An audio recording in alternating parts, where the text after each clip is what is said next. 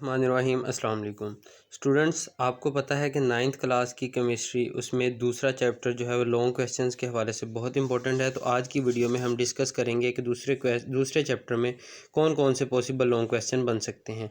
सबसे पहले जो पहला लॉन्ग क्वेश्चन है वो है डिस्कवरी ऑफ इलेक्ट्रॉन्स। ये इस तरह भी लॉन्ग क्वेश्चन आ सकता है कि डिस्कवरी ऑफ कैथोड रेज या फिर डिस्कवरी ऑफ इलेक्ट्रॉन्स। अलग से लॉन्ग क्वेश्चन ये भी बन सकता है कि डिफाइन द प्रॉपर्टीज़ या characteristics of a cathode ray. ये अलग से लॉन्ग क्वेश्चन भी बन सकता है, ये काफ़ी इंपॉर्टेंट है। उसके बाद अगला लॉन्ग क्वेश्चन जो है वो है discovery of proton. Complete proton की डिस्कवरी लॉन्ग क्वेश्चन आ सकता है, अकेली प्रॉपर्टीज़ को भी वो पूछ सकता है एग्जाम में।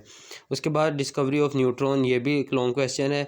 ये वैसे तो क्वेश्चन इतना लेंथी नहीं है लेकिन ये भी एक इम्पॉर्टेंट लॉन्ग क्वेश्चन है। उसके बाद अगला लॉन्ग क्वेश्चन जो है वो है रदरफोर्ड का एटॉमिक मॉडल। ये बहुत इंपॉर्टेंट लॉन्ग क्वेश्चन है। इसमें या तो फिर वो कंप्लीट रदरफोर्ड का एटॉमिक मॉडल पूछ लेगा, या फिर हो सकता है कि वो आपको इसके रिज़ल्ट्स अकेले पूछ ले, या फिर define the results of Rutherford model and defects of Rutherford model, ऐसे करके वो पूछ ले। उसके बाद आ गया बोहर की एटॉमिक थ्योरी। ये भी एक बहुत इंपॉर्टेंट लॉन्ग क्वेश्चन है।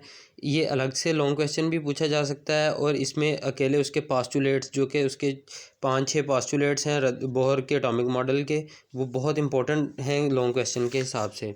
उसके बाद जो मोस्ट इंपॉर्टेंट क्वेश्चन इस चैप्टर का है लॉन्ग क्वेश्चन के तौर पर, वो है रदरफोर्ड और बोहर की एटॉमिक थ्योरी के दरमियान कंपैरिजन।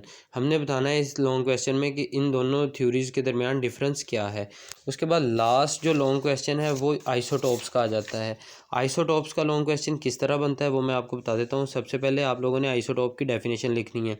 वो आपसे पूछ सकता है कि isotopes, right a note on isotopes, इस तरह आ सकता है। या आ सकता है what do you know about isotopes, या डिफाइन आइसोटॉप्स, गिव 2 एग्जांपल्स, या give examples of hydrogen, isotopes of hydrogen, या फिर आइसोटॉप्स ऑफ कार्बन। इस तरह से वो लॉन्ग क्वेश्चन आपको देगा।